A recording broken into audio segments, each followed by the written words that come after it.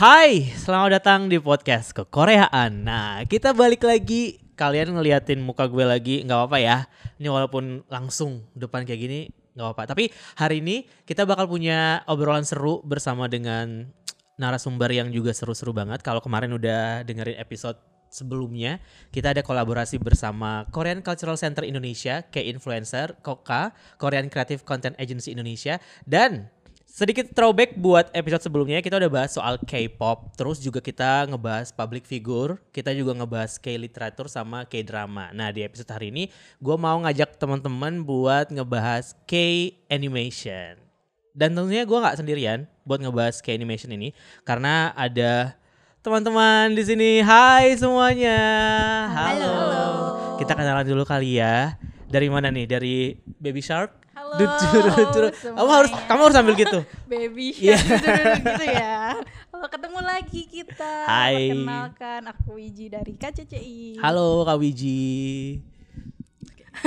Halo semuanya, aku Maulia, biasa dipanggil Lia, K-Influencer dari tahun 2023. Oh hai K-Influencer. Ini kayak kita baru ketemu ya di episode ini Iya, ya. saya anak baru, Kak. Anak baru. Udah probation udah selesai? Udah, Kak. Oh, udah. Ini Makanya hari boleh pertama. tampil ya. Kenalkan, nama saya Dania dari KOCA Indonesia. Dania, Lia, dan Kak Wiji. Nah hari ini kan kita mau bahas K-animation nih. Karena beberapa tahun terakhir animasi Korea ini kan lagi nendang banget ya. Kayak di beberapa negara termasuk Indonesia juga gitu. Dan ada beberapa karakter-karakter yang emang ikonik. Terus juga sering kita lihat. Apalagi kalau misalkan aku sebagai penggemar Running Man tuh sering banget lihat Haha dan Pororo ya kan, kayak selalu ada Easter egg Pororo di situ gitu, dengan backsoundnya juga ditampilin juga gitu kan. Dan ternyata kalau kita nontonin animasi Korea itu nggak cuman sekedar fun buat anak kecil mungkin ya. Mungkin kita pun juga, kayak misalnya aku kemarin nonton Pororo gitu, kayak di situ malah jadi sedikit berkontemplasi gitu, gimana sebagai melihat karakternya menavigasi hidup mereka sebagai ya bocah gitu kan, kayak membangun pertemanan, persahabatan gitu. Kayak semakin tua tuh rasanya agak semakin sulit ya buat bisa menjalin pertemanan dengan orang lain gitu maksudnya. Sebenarnya kalau ngelihat anak-anak kecil kan kayaknya lebih gampang ya, kayak nggak punya beban dan segala macam. Malah jadi agak lebih berat. Cuman itu salah satu efeknya kalau buat aku. Tapi anyway, di hari ini kita akan fokus ke beberapa judul kayak misalkan Pororo, terus juga ada Baby Shark, terus ada Tayo gitu ya. Cuman sebelumnya aku pengen tanya deh ke teman-teman yang ada di sini, ke Kak Dania, Lia, sama Kak Wiji. Exposure kalian ke K-animation tuh kayak gimana sih sejauh ini, yang kalian tahu tuh kayak gimana? Nah, Wiji dulu boleh. Oke, kalau aku dulu justru dari TV nih, Kak. Dulu di TV itu sering nonton Larva. Oh, Larva, itu, iya. Larva kan animasinya lucu banget ya, tentang 2 ekor larva yang tinggal di got. Terus animasinya juga tanpa suara, kayak silent animation. Betul. Terus nunjukin ceritanya, nunjukin tentang dunia larva itu yang lucu-lucu. Ternyata tiap hari ada aja kejadian aneh. Dan dalam satu episode itu ada berbagai scene video beda-beda gitu ceritanya. Itu gak nyangka ternyata animasi larva itu dari Korea pertama kali itu. Dari larva, Dari larva. dari larva terus nontonnya di TV. Iya, nontonnya di TV. Kalau Lia? Kalau aku sama kayak Wiji dari TV, tapi itu waktu itu aku nonton Bernard Bear. Ya kan sama itu film bisu, seekor beruang yang nggak ngomong sama sekali gitu kan. Lucu, tapi aku awalnya pikir itu produksi bukan Korea gitu. Iya. Terus kalau misalkan ada lagi selain di TV, aku terexposure tuh dari, kan dulu tuh waktu masa sekolah tuh kan suka kayak beli tempat pensil lucu-lucu. Nah itu tuh biasanya ada gambar Puka di situ. Iya. Nah itu awalnya aku pikir itu kayak semacam karakter aja gitu, karakter di merchandise atau di alat tempat pensil gitu. Nggak tahu originnya dari mana. Nggak tahu originnya gitu ya. dari mana. Ternyata ada animasinya juga dan itu produksi Right. Korea. Oke. Kalau keadaannya gimana? Dari Koka kan pasti exposure-nya bakal gede banget kan soal itu. Kayak pertama kali sebelum tahu semua itu dari gimana ceritanya? ya seperti anak-anak seumur saya pada umumnya ya, hari Minggu tuh kita nonton kartun gitu. Betul. Jadinya ya udah pasti ketonton lah itu Larva, Bernard Bear gitu. Pas akhirnya bergabung di Koka barulah saya tahu kalau itu dari Korea ternyata gitu sih paling. Dan apa yang paling dari selain Larva dan Bernard Bear, ada karakter yang pas masuk kayak ini banget gitu, yang paling ikonik banget diinget banget gitu. Kalau yang paling ikonik pasti Pororo lah ya. Betul. Karena Pororo kan dianggap sebagai presidennya anak-anak Korea gitu. Jadi dari kami pun juga sebagai lembaga pemerintah kita bukan diminta ya, kayak udah jadi template aja gitu. Kita memang harus mempromosikan si Pororo ini. Kewajiban ya. Terus habis itu yang juga kita nggak sangka-sangka ternyata bisa viral di Indonesia kan Baby Shark. Lagu benar. Baby Shark itu juga ternyata bisa diterima lagu-lagu seperti itu di sini gitu. Jadi terus yang karakter yang sebetulnya exposure-nya nggak gede-gede banget tapi ternyata gampang nempel di masyarakat Indonesia adalah Tayo. Tayo, iya benar-benar. Semua bus berwarna biru mereka sebut itu Tayo gitu. Jadinya ternyata memang karakter Korea tuh juga gampang ngena gitu. Di masyarakat Indonesia. Nah, aku punya beberapa fakta menarik nih buat pendengar kekoreaan juga soal K-animation. Tahu gak sih teman-teman kalau ternyata K-animation itu udah mulai bibit-bibitnya itu di tahun 1930-an. Jadi udah lama banget, dan itu heavily influenced by kayak Disney Animation pada masa itu, terutama animasi-animasi 2 dimensi. Dan kemudian barulah di sekitar tahun 1936 itu muncul satu karakter K-animation dengan nama Gekum di Korea Selatan. Dan itu terdokumentasi dengan baik dan jadi karakter K-animation pertama. Sebenarnya sebelum Gekum itu pernah ada animasi berjudul The Tale of Sim Chong gitu di tahun 1927. Ini dibuat oleh Sam Kim dan ini sebenarnya dipercaya jadi animasi pertama di Korea Selatan, cuman dokumentasinya itu hilang. Jadi nggak ada jejaknya gitu, cuman kayak mungkin based on memory orang-orang ada pada masa itu gitu ya. Nah, barulah mulai muncul nih di tahun 1967 ada Hong Gil-dong, terus juga di tahun yang sama juga ada Hong Bu and Nolbu. Dan kemudian di 70-an baru mulai Taekwon V. Tadi kita sempat ngobrol juga kan soal Taekwon V juga gitu di off the record. Terus di era 80-an itu waktu zamannya Olimpiade barulah mulai makin banyak produk-produk animasi. Termasuk mungkin yang ini yang populer juga Dooley, The Little Dinosaurs. Ya itu juga kayaknya sering banget jadi Easter egg di variety show, terus juga di drama ya si Dooley ini. Dan di tahun 2010-an baru mulai ke Pororo dan teman-temannya. Nah, sebelum kita lebih lanjut soal K-animation, gue mau ngajakin teman-teman di sini buat trivia game. Gue mau menantang kalian semua. Setahu apa sih? Ini kalau misalkan nggak lolos nggak boleh pulang ya. Ada ujian mendadak. Tiba-tiba ujian. Tipis-tipis aja. Ini kita persempit ranahnya di Pororo, Tayo, sama Baby Shark. Tadi kalau misalkan kita kan sebelum ini sempat ngobrol-ngobrol banyak ya. Tadi off the record ya. Mungkin ada yang diingat-ingat dari obrolan tadi, ini pertanyaannya keluar nih sebentar ya. Yang pertama, yang bisa jawab angkat tangan aja. Oke. Yang pertama, berapa jumlah karakter utama di Semesta Pororo? 6 7 13. Angkat tangan dong. Satu. Enggak, bukan di Semesta deh. Pertanyaannya, sorry. Berapa jumlah karakter utama yang tinggal di Desa Salju? Itu pertanyaannya. Ya. 1, 2, 3. Lihat. Ngasal aja deh. 7. Bener lagi. Nah, yes. That's true. 7. Rame sih Rame. Jadi sebenarnya ada 9 karakter utama, tapi yang main karakternya itu ada 7, Pororo, Krong, Pobi, Lupi, Edi, Peti, Hari, dan 2 lagi ada Tong Tong sama Rodi namanya. Nah, pertanyaan kedua. Dari karakter yang tadi disebutin, yang mana yang dinosaurus hijau? 1, 2, 3. Krong benar, Krong. Jadi si Krong itu kemarin aku sempat nonton 1 episode dan si Krong ini nggak bisa bicara ternyata. Dan dia adalah semacam agak lucu juga sih ya, kayak Pororo kan hewan, dia memelihara hewan gitu kan, kayak peliharaannya Pororo gitu. Dinosaurus lagi. Dinosaurus lagi. Iya benar-benar. Ya kalau misalkan kita ngomongin Pororo nih, Pororo ini dibuat tahun 2003 oleh Ocon Studios dan Iconic di Seoul. Jadi inspirasi awalnya itu dari kayak boneka ekspresif Mickey, kayak Hello Kitty kayak gitu. Dan tadi Kak Dania juga sempat bahas tentang Little President. Emang terkenal banget di kalangan anak-anak Korea. Fun fact-nya adalah di YouTube-nya Pororo itu per bulannya ditonton lebih dari 1 miliar views. Wow. Wow. Isn't that amazing? Wow banget. Dan penghasilannya di Korea pada tahun 2011 di tahun 2011 aja itu mencapai 800 miliar won. Banyak ya? Banyak banget. Banyak ya. Kalian termasuk ini enggak pertama kali kenal sama Pororo tuh kayak gimana pengalamannya? Kalau aku pertama kali apa ya? Sama kayak tadi suka muncul di variety show, Running Man. Nah itu kan suka disebut Haroro kan, Haroro, Haha dan iya, Pororo iya, kan. iya. Selain itu juga di variety show The Return of Superman juga Pororo sering banget tuh. Karena banyak anak kecil. Banyak anak kecil suka Iya, kayak iya, disetelin lagunya atau apanya gitu. Oke, Dari oke. situ sih.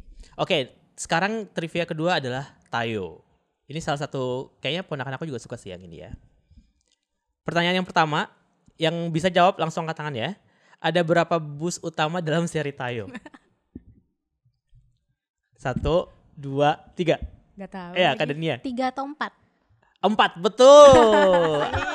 Yeay. Kalau Koka nggak tahu, kayaknya kita harus Ya, aduh. mempertanyakan. Saya juga ini agak membayangkan posternya. Jadi ngitung. Jadi ada 4 bus, itu ada Tayo warna biru, Rogi warna hijau, Lani warna kuning, dan Gani warna merah. Nah, Tayo ini, pertanyaan kedua ya, Tayo ini nomor berapa busnya? Ada. Itu bis Seoul gak sih? Bis Betul. Ayo nyontek di belakang. Ada lagi bener. itu Ada. kecil itu. Aduh gak kelihatan lagi. Jawabannya adalah 120. Itu jurusan apa, Kak? 120 itu pertanyaan selanjutnya sebenarnya. 120 itu saya kasih tahu aja kalau gitu. 120 itu adalah jurusan Terminal Uidong ke Dongdaemun. Oh. Iya, iya, iya. Pernah? Ada yang pernah ke Seoul dan naik itu? Aku seringnya sih naik ijo ya.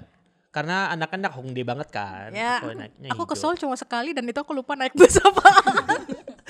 Taunya naik ini, naik taksi online ya. Oh, enggak, Nggak jalan juga, kaki. kan? Jalan dong, kaki. iya. Ya, benar-benar. Nah, kalau kita ngomongin Tayo, ini adalah serial dari EBS yang tayang sejak tahun 2010 dan pembuatnya sama Pororo itu Iconics dan bekerja sama dengan pemerintah kota Seoul, dan memang tokoh utamanya adalah bus-bus ini untuk apa ya, kayak ngajarin ke anak-anak kecil soal transportasi umum seperti apa gitu. Jadi waktu itu pernah ada juga Tayo ini digunakan sebagai kampanye publik di tahun 2014.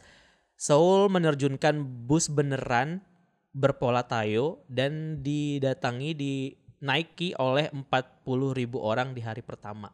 Jadi dari awalnya cuma 4 bus, akhirnya ditambah jadi 100 bus. Jadi kayak popularitasnya Tayo ini emang gitu banget ya, kayak luar biasa banget. Dan aku ngerasa kalau nonton Tayo tuh lebih ngeliat kayak sisi edukasinya sih yang lebih kerasa ya. Kalau kalian gimana? Kalau aku, ya sih aku juga ngerasa karena kan emang kebanyakan animasi Korea yang untuk anak kecil itu kan itu termasuk genrenya edutainment ya. Betul. Jadi ya emang kerasa aja gitu setiap animasi lucu-lucunya Korea yang walaupun terlihat seperti untuk anak kecil doang gitu, tapi orang tua atau orang dewasa juga bisa ngelihat nilai yang ada di situ sih. Iya, seru. Next, Baby Shark. Ini kan udah ada boneka pingpong ya, dan udah Baby ada. Shark. Nih pertanyaan pertama, Baby Shark dalam lagu aslinya punya keluarga lengkap, ya. Sebutkan minimal 3 anggota keluarganya. 1, 2, 3. Lihat.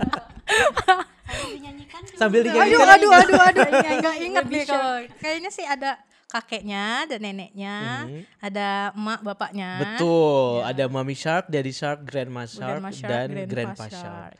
Yang pertanyaan kedua, lagu Baby Shark viral pertama kali dipublikasikan tahun berapa oleh Pinkfong? Nggak inget. 2017 Ih, 16. Koka luar biasa. Yakshi Koka. Gak salah sih emang benar. Karena itu termasuk project pertama kami.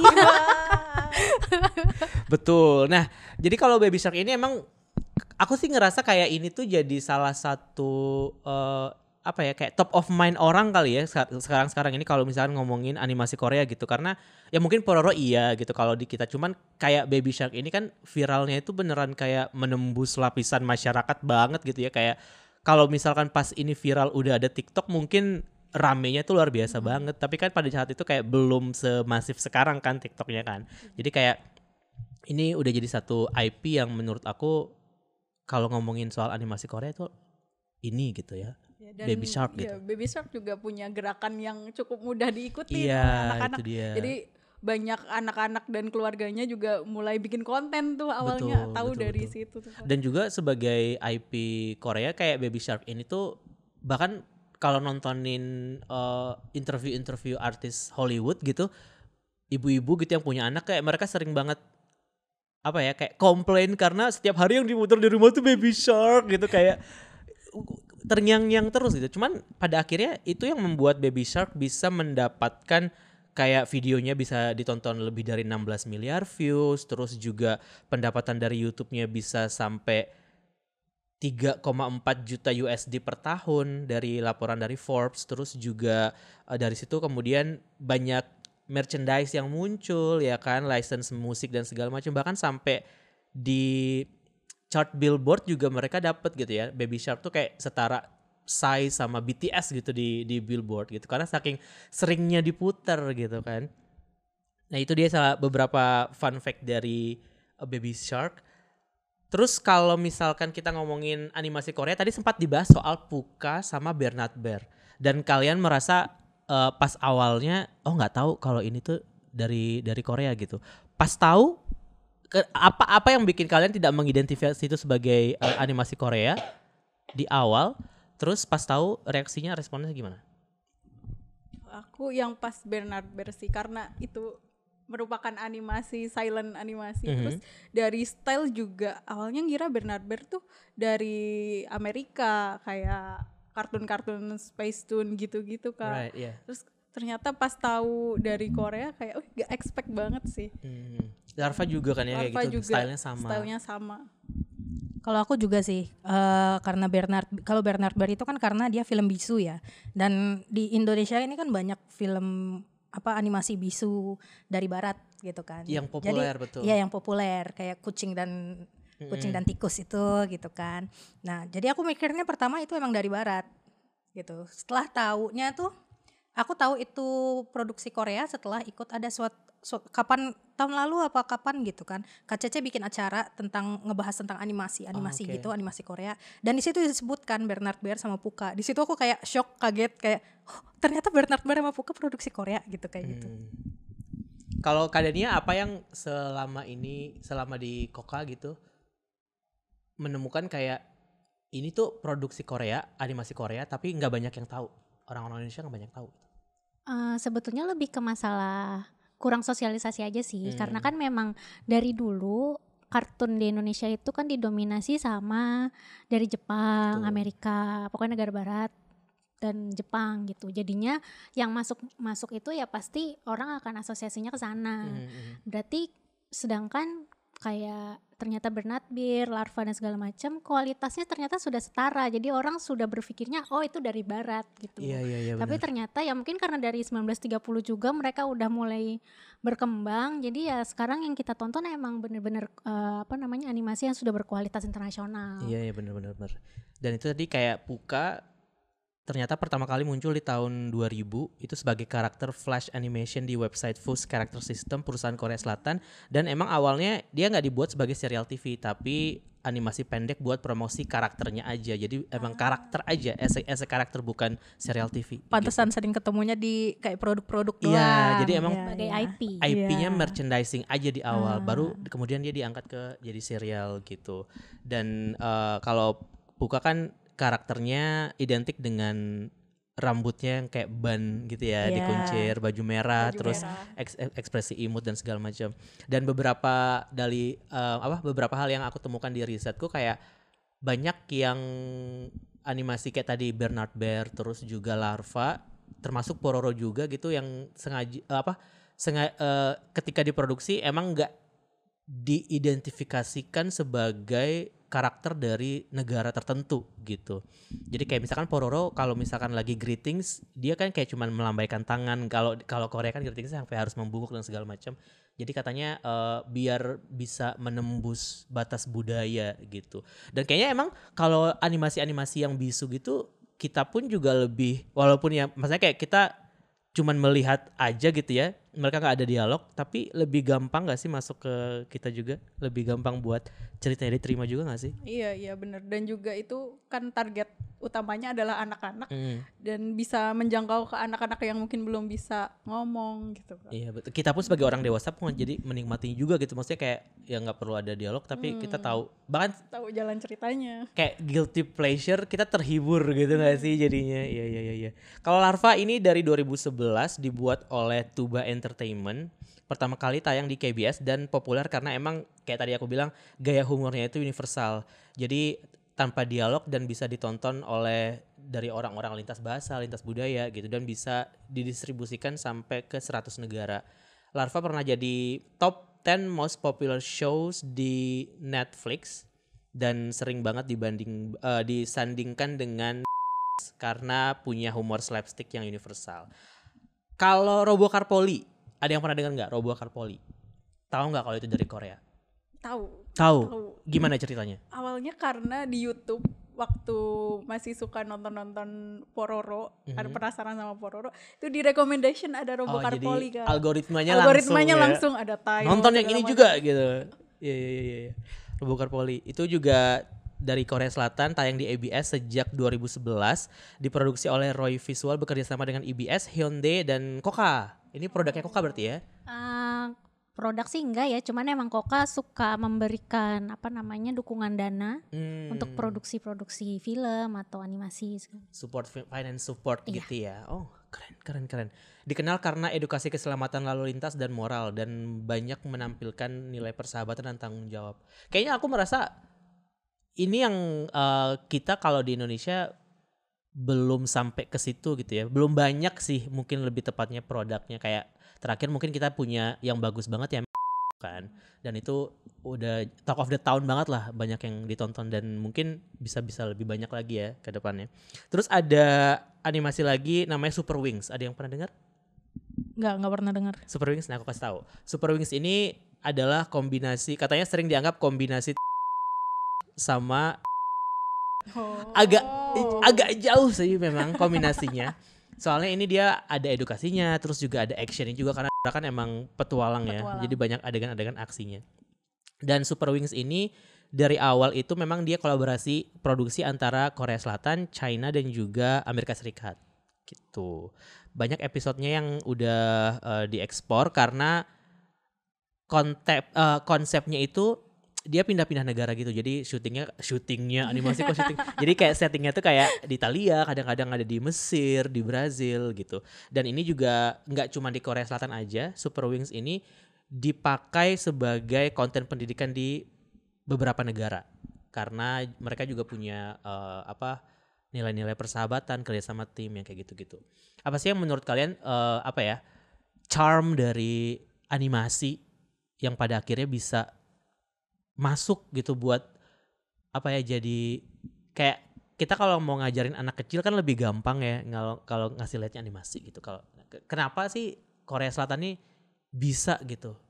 Apa yang menarik dari animasi Korea Selatan menurut kalian sampai bisa segitunya? Kawiji? Oke, kalau dari aku sepengalaman aku karena konten-konten animasi Korea itu lebih mengarah ke edutainment dan juga konten-kontennya juga membahas tentang kehidupan sehari-hari Kak. Kayak tadi ada Robocar Polly yang edutainment tentang keselamatan berkendara lalu lintas, terus ada Tayo tentang bus-bus dan rute-rute terus ada juga Pororo bahkan juga tentang friendship kan, tentang pertemanan. Jadi itu bisa dengan mudah gitu masuk ke apalagi penonton Indonesia. Dan juga kalau kita lihat sekarang kan banyak juga nih IP Korea, animasi Korea yang bahkan mengadakan event di Indonesia. Kayak kemarin Koka sepertinya pernah membawa Baby Shark juga. Oh iya. Ada event di Korea 360 gitu. Kayak pernah ada konser juga gak sih? Pororo. Oh itu Pororo.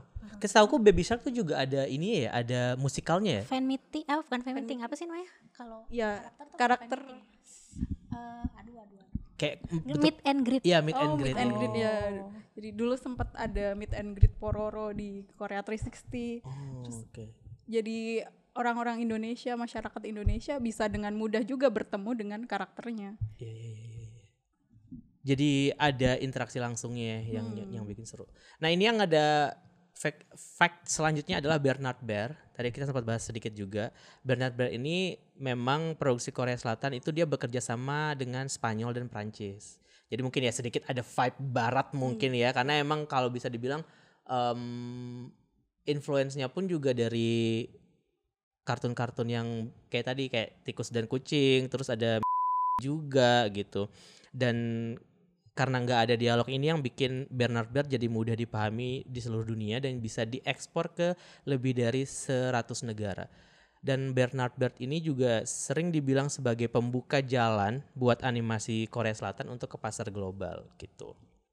Nah kalau yang Pororo kan dia lebih ke edukasi ya tadi dibilangin. Ternyata kalau si Bernard Bear ini tujuannya nggak ada edukasi sebenarnya dari awal idenya. Memang cuman buat lucu-lucuan aja, buat slapstick lucu aja gitu. Kalaupun misalnya pada akhirnya kayak ada nilai edukasinya kayak ya udah ada hikmahnya aja gitu. Enggak ini tidak dibuat untuk dibikin hikmah langsung gitu ya. Kalau Kokomong pernah dengar? Atau pernah nonton? Enggak pernah. Kokomong? Kokomong. Pernah dengar. Pernah dengar juga? Itu juga salah satu animasi Korea Selatan, tapi yang ini dia lebih niche ke kesehatan. Dia lebih ke healthy tapi buat anak-anak gitu. Diproduksi oleh Olive Studio dan debut pertama kali di tahun 2008. Dan memang mereka tuh konsepnya lebih ke apa ya, kayak semestanya dari makanan-makanan gitu, fresh world nyebutnya. Jadi makanan terus berubah jadi karakter hewan lucu yang kayak gitu-gitu. Jadi kayak buat anak-anak lah. Mungkin emang kita target marketnya bukan kita sih kayaknya ya. Udah bukan anak-anak. Udah bukan anak-anak lagi. Tapi emang Kecuali kalau udah punya anak kali. nah itu dia. Punya anak atau punya ponakan kan sering Iya, ngintipin betul, kayak betul. kamu lagi nonton apa gitu. Terus mereka serius banget gitu. Kan kita kalau mau ngomongin soal karakter animasi Korea ke karakter K-pop. Kan sekarang udah banyak nih karakter-karakter dari artis-artis Korea pun udah bikin IP sendiri gitu ya. Kayak di luar tuh ada poster Tiny Tan, terus juga tadi ada boneka Carmen, ya kan? Ya, ini Lucu. ada Carmen Pink kolaborasi Heart to Heart dan animasi Catch Tiny Pink. Yes, terus kayaknya hampir semua artis Korea sekarang punya karakter sendiri-sendiri gitu ya. Seventeen, 80s, Day6, Twice, terus Stray Kids juga, Zero Base One juga gitu. Termasuk ini nggak? Termasuk yang suka beli merchandise kayak gitu nggak? Suka, ini aku bawa Apa? Yang dari itu apa? We Little Rice. Punya karakternya Rice. Itu siapa? Karakternya siapa? Itu karakternya Wonbin, Wonbin, boleh namanya diambil nggak? Nyang Dokki. Jadi ini Wonbin. Kamu karakter sukanya Wonbin. Wonbin. Dita, ini teman kamu suka Wonbin, nge-shipnya sama siapa? Wonbin dan Wonbin sama Anton lah. Chloe. Kalau Kak Dania pernah ini juga memiliki atau termasuk salah satu orang yang koleksi juga nggak? Atau tertarik gitu? Kalau koleksi sih enggak ya. Cuman memang kalau untuk IP kartun Korea berdasarkan idolnya itu memang untuk memperluas target pasar mereka gitu kan. Karena yang tadi kita sebutkan kartun-kartun itu memang yang entertainment itu konsumennya untuk anak-anak di bawah 5 tahun. Betul. Gitu. Nah, untuk kita apa dong dapatnya gitu kan. Jadinya dibuatlah IP dari si idol ini karena akan lebih ngena nih kalau untuk umur-umur kita. Paling kayak gitu sih. Benar juga. Kalau Lia ada ini salah satu Enggak, kalau aku enggak beli. tertarik? Oh, nggak belum, beli. belum, Belum, kali ya. paling nggak belum ya. Belum tergugah gitu Belum kan. tergugah. Karena memang harganya itu bisa terbilang emang lebih mahal daripada albumnya sendiri. Betul, jadinya. betul. Tapi dari penjualan merchandise ini tuh emang agensi K-pop emang cuan banget sih dari sini. Kayak sekarang hampir pendapatannya itu malah lebih tinggi dari album gitu. Karena emang ya mungkin itu tadi ya kayak fanatisme fans itu berasa buat merchandise. Kayak kita pun juga sekarang kalau misalkan ngomongin K-pop, photocard pun bisa lebih mahal gitu dari albumnya gitu kan. Ini salah satunya ini. Tapi ini salah satu additional buat fandom yang menurut aku seru buat dikontenin gak sih? Kalau misalnya dibawa ke konser atau misalkan dibawa buat jalan-jalan kemana gitu. Kayak misalkan aku sering banget kalau di konser pasti ngeliatin ada aja yang bawa ini kan charm atau bukan gantungan-gantungan tas kayak gini. Benar. Iya, benar banget. Bisa Dan jadi iya, tren ya. jadi jatuhnya. tren sendiri buat kalangan teman-teman pencinta K-pop idol. Terus juga bentuknya pun beragam ya Kak, dari yang kecil terus gede sampai kalau teman-teman tahu NCT Wish itu bahkan bikin karakternya bisa jadi tas tuh Kak. Oh gitu. Jadi gede banget, bisa dibawa ke konser itu. Lagi populer Oh, sekarang. yang bentukannya awan-awan Iya, yang gitu nggak sih? bentuknya itu. Oh nggak Terus segede ini bentuknya kan tapi. kurang lebih segini, Oh ya? kecil dikit. Tapi bentuknya kayak Bentuknya tas. bisa digendong di samping gitu. Ya NCT Wish kan masih bayi ya. NCT Wish masih bayi. Wah, berapa tuh harganya lo langsung gitu. Harganya bayanginnya aja nggak kuat. Nih kalau misalkan kan aku merasa ada banyak hal yang bisa kita pelajari dari animasi Korea gitu ya. Maksudnya bukan cuman sebagai kayak personally atau mungkin value dari ceritanya gitu, tapi secara industri bisnisnya gitu. Maksudnya kayak tadi kita sempat ngebahas soal Jumbo dan animasi Indonesia termasuk Southeast Asia lah ya. Kan sedang berkembangnya gitu. Tapi kita butuh lebih banyak lagi nih yang dari Indonesia gitu. Apa sih yang menurut kalian yang bisa kalau kita mau comot pelajaran dari animasi Korea yang bisa biar ada lebih banyak lagi konten di Indonesia untuk anak-anak terutama. Menurut Kak Wiji apa? Kalau menurut aku kayak konten-konten animasi dari YouTube pun bisa juga untuk memulai mencontoh dari animasi Korea ya.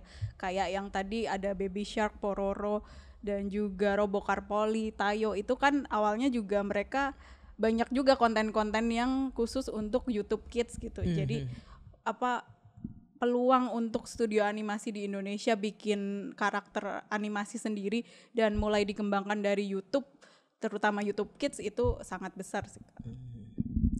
Kalau menurut aku sebenarnya Indonesia itu juga udah punya potensi ya. Nggak perlu yang langsung muluk misalkan animasinya macam kayak Pororo atau kayak Larva gitu kan. Tapi Indonesia pun udah berkembang dengan animasi-animasi 2 dimensi kayak Iya ya benar. kan. Benar. Terus animasi. Nah, sebenarnya Indonesia juga udah punya potensi sebenarnya. Itu Betul. bagaimana tinggal bagaimana pemerintah bisa nge-push bidang kreatifnya itu. Gitu sih menurut aku. Ekspornya sih. kali ya biar Ya, lebih bisa. exposure-nya jadi lebih gede lagi karena kayak kan udah banyak banget kolaborasi kan ya. Benar. Sama Malaysia kayak, juga deh kayaknya. Maksudnya sudah kerja sama di Malaysia iya. apa gitu. Kayak ada produk-produk yang udah nampilin karakter itu. Bahkan kalau kita nonton bioskop pun kan juga opening ratingnya juga Benar. sama kayak that's a very good start sih. Benar. Betul. Adanya gimana? Ada insight nggak? Sebetulnya kalau untuk talent-talentnya sih Indonesia nggak kalah banget. Cuman balik lagi memang pembuatan produksi animasi itu nggak murah gitu. Talent dan kita udah ngelihat beberapa produksi animasi Indonesia tuh emang sudah bagus-bagus banget, misal untuk televisi pun dan untuk di bioskop gitu. Cuman emang bisnisnya sih, jadi bikin lingkungan bisnisnya yang lebih dapat pendanaannya juga mereka lebih mudah misalnya gitu. Kedua, dari stasiun televisi yang juga lebih mendukung tayangan-tayangan lokal. Karena sebetulnya kalau di Korea sendiri animasi itu untuk yang edutainment memang dikhususkan untuk memberikan pendidikan kepada anak-anak generasi barunya mereka gitu. Jadi kenapa Indonesia juga nggak bisa begitu gitu. Terus apalagi kan Indonesia penduduknya banyak sekali Iya, dan betul. emang anak muda semua, jadi memang dipupuknya harus dari situ sih, apa budi pekerti, terus juga pengetahuan umum di sosial, naik bus lah, atau supaya kita makan gak milih-milih gitu kan. Jadi mereka punya karakter-karakter apa bentuk sayuran atau segala macam kayak gitu. Terus selanjutnya yaitu pengembangan IP-nya, misalnya nih kamu seniman apa suka gambarnya terus diapain gitu. Nah contohnya sekarang kayak itu yang salah satu IP Indonesia yang memang sudah berkembang secara bisnisnya juga sudah maju gitu kan. Mereka tahu dengan IP ini mereka bisa bawa kemana. Nah itu untuk yang untuk yang konsumen dewasa lah gitu, remaja dewasa gitu. Lebih ke lingkungan bisnisnya harus lebih segar, harus lebih suportif supaya memang berjalan berkesinambungan, jadi nggak cuma muncul terus mati gitu. Karena IP tuh kita bisa ngeliat itu tuh puluhan tahun hidupnya gitu. Betul. Jadi memang harus banget kita jaga terus lah. Iya. Semoga nanti kita punya banyak banget. Mungkin pada akhirnya yang bisa menikmati bukan kita ya, bukan kita ini gitu ya. Mungkin ya anak-anak yang generasi selanjutnya gitu. Karena kalau kita ya udahlah ya gitu kan pada akhirnya. Cuman ya berharap aja kalau nanti Indonesia juga punya produk-produk yang bisa diekspor gitu kan, bisa se-viral Baby Shark dan segala macam. That's the dream gitu ya. Oke, itu dia episode kali ini, episode kolaborasi kekoreaan bareng sama Korean Cultural Center Indonesia, terus juga K-Influencer dan tentunya Korean Creative Content Agency Indonesia. Buat next episode kita bakal ngebahas soal webtoon dan K-game, jadi stay dengerin episode terbaru podcast kekoreaan. Terima kasih semuanya.